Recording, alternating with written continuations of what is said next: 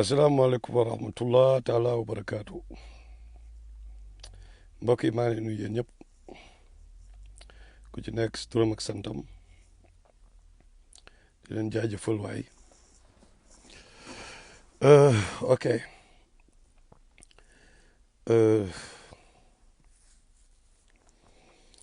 donc tey moom nous allons parler de Serigne Moustapha Sy le temps mbokk yi dugg si waaw incha allah nuyu naa leen ñëpp waay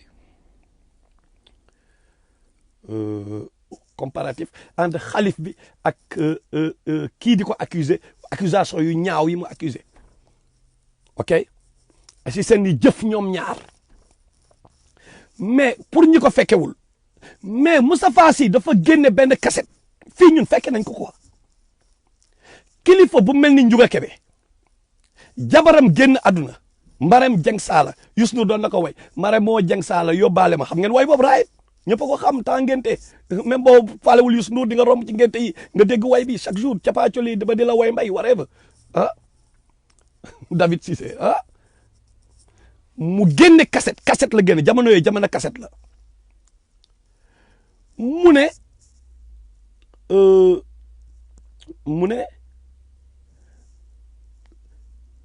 Abdou Diouf président Abdou Diouf dafa maa ngi jégalu ci kàddu yi dafa engrossé dafa def nag bëgguma sax wax moo bi quoi mais pour rek ngeen comprendre wax ji rëyaayu wax ji moo tax damay gêné wu ci wax ko quoi mu ne Abdou Diouf président kilifa bi Abdou Diouf mais dafa def sexuellement dafa def naka sa dul noonu ak Marème Dieng Sall yàlla na ko yàlla yërëm ah loolu la wax maanaam dañoo am doom ñoom ñaar ci comprendre ngeen li ma bëgg wax bëgguma si jaar quoi musiba boobu la fi andi kasetam ñëpp bàyyi mu jàll.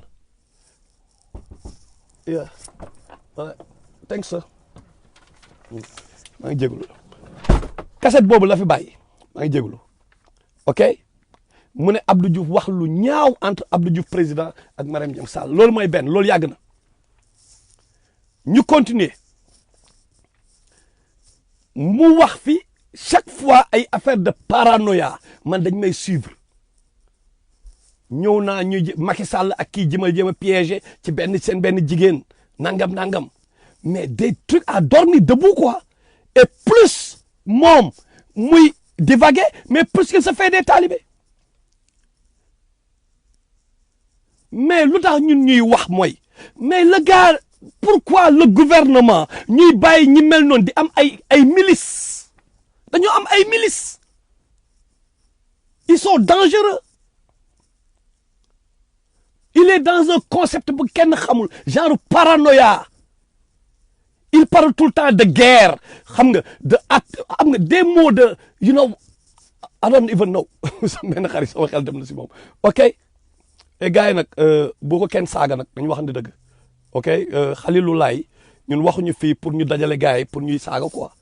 xam nga ay julli lañu waxuñu tamit pour que keneen parce que da nga contre Tidjane yi nga bëgg ci profiter pour créer Tidjane yi loolu taxuñ jóg wala yenn saa yi nga wax benn gars yi contre Mouride yi bëgg ci profiter non foo dem y a des brebis galeuses c'est clair mais y a des gens yu équilibrés donc nañu wax objectivement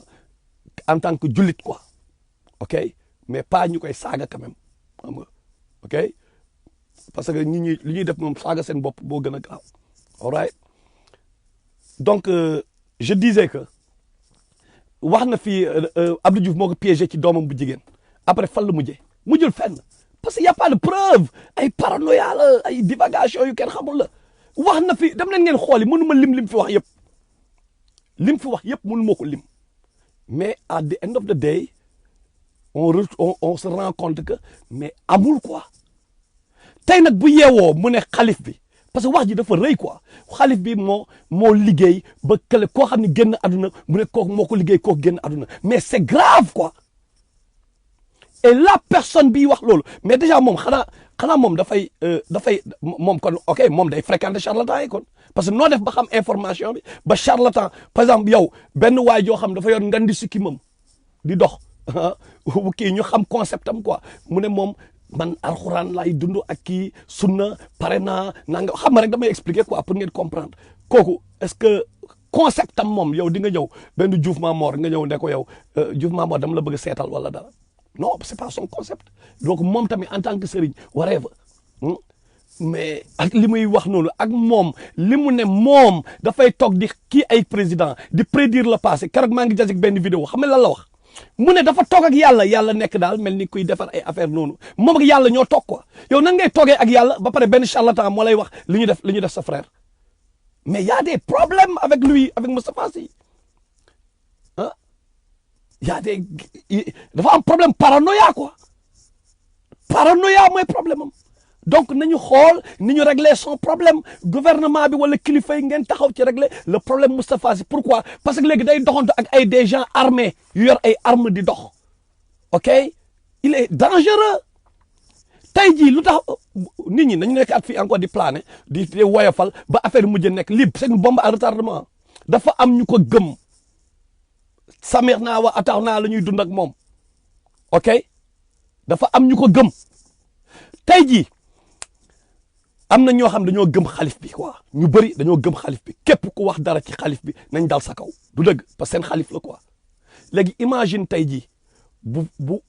problème mais ñaari waxuma la ñaari sëriñ ñi de waxuma la ñaari sax xalif bi ak moom de mais taalibe yi rek mais te moom ñi ko àndal dañoo yor ay gën donc imagine imagine ce que li mu mën a créer comme conséquence il faut que ñi ñi jóg ci loolu te li dama siy ñëwaat li gën a graaw mooy mënuñu nekk Sénégal dëkk boo xam ne nit ñi peuvent se permettre di am ay milices soyons sérieux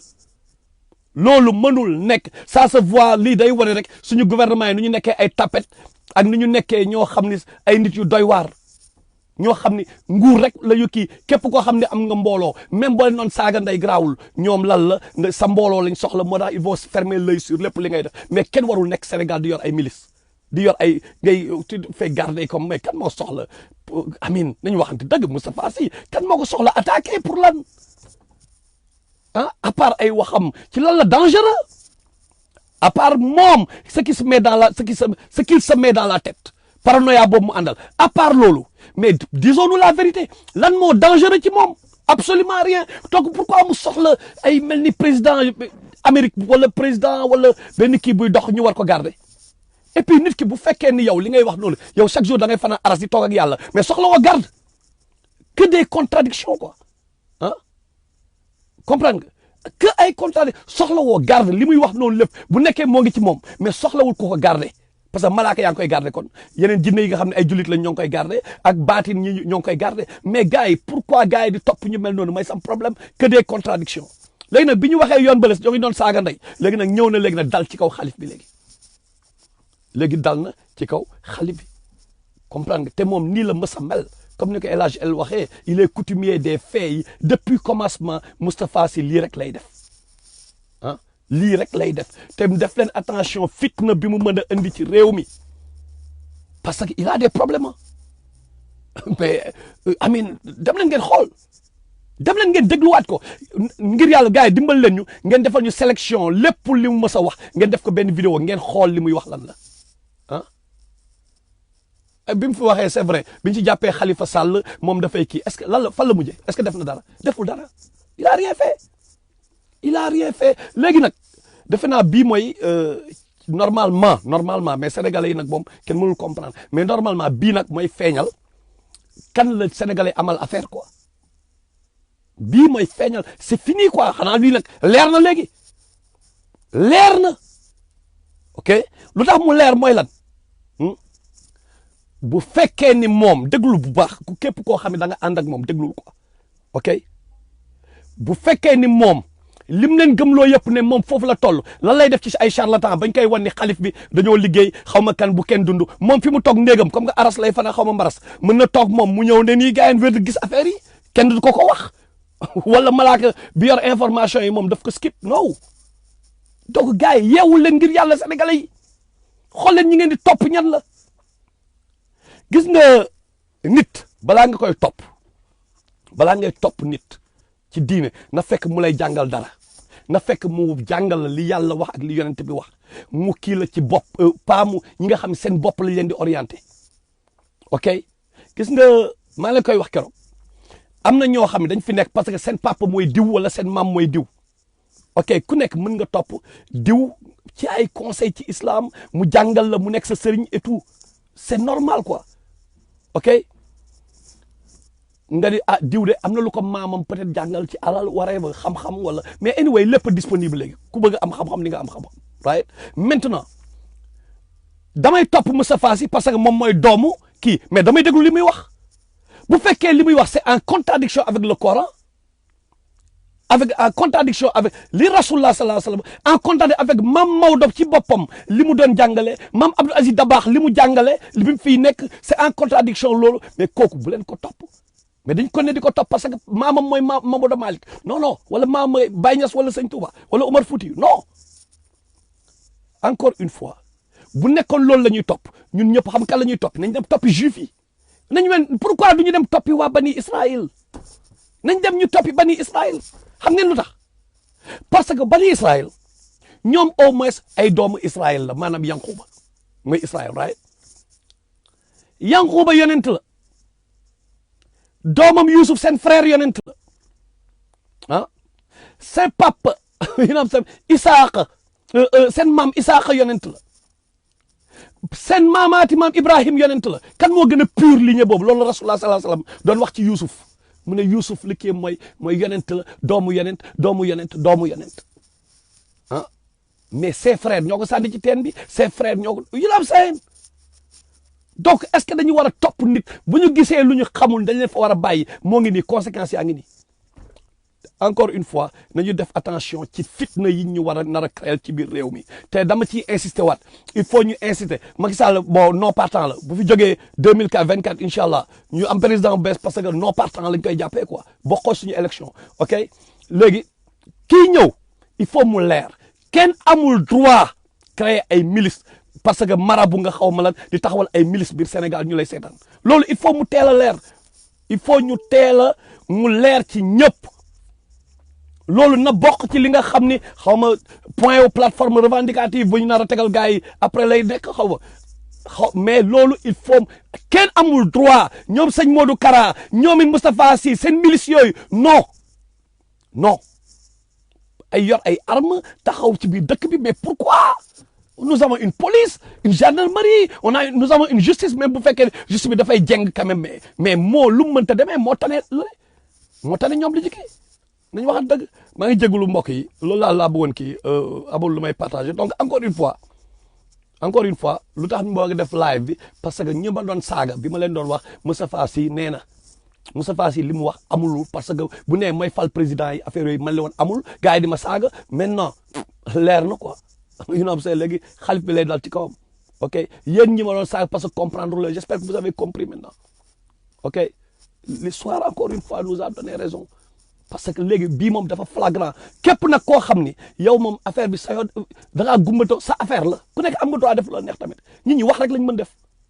Souleymane Jules wax rek la ñu mën a def kenn moomu fi kenn forcé wu fi kenn du fi yonent it ñun ñëpp kenn du fi yonent lu ñu mën a def mooy wax ku mën a jël nga jël ku mënul jël tamit am nga droit def loo neex mais l'essentiel mooy yow rek ak sa pax la te tamit li ngay def dina affecté say doom li nga jël noonu nga gëm ko di nga am doom mu affecté ko ba pare mu dem ba fu gën a bon nga bëgg ko changer nga ni pourtant man eggu ma woon fii de non egg nga fa dama leen di kii benn pour ngeen comprendre rek que Iblis xam nga parfois les Sénégalais li ñuy gis mooy li visible quoi dañu gis benn Moustapha Sy ay waxam wala keneen ak waxam non mais dafa am wax yoo xam ne bu amee mais dafa am beneen monde le monde des énergies beneen monde bi invisible bi nga xam ne ñoom Iblis foofu lañ nekk yàlla mu ne ñoom dañ leen di gis foo leen dul gisee loolu la yàlla wax donc ñoom bu ñuy wax bu ñuy def seen kii yooyu mais ñoom Iblis tamit dañu ñëw ci was-was boobu was-was Iblis bi mais dañu dugal yenn affaire ci bopp nit ñi donc nous avons pas affaire à seulement kii wax di wax mais y a ñeneen shayatin yu nekk ci monde bu invisible boo xam ñun mënuñu leen gis ñooñ tamit il faut ngeen bàyyi xel ci ñoom ok maa ngi jégalu pour kii bi loolu daal laa amoon lu ma siy wax maa ngi leen nuyu yéen ñëpp Fatoumata Danso ñëpp Feuz Galsen nuyu naa la Dakar Babacar Kourouma ñëpp incha allah Feuz ma mere naa la yow waaw xam nga lu tax jërëjëf nuyu naa la yéen ñëpp waaye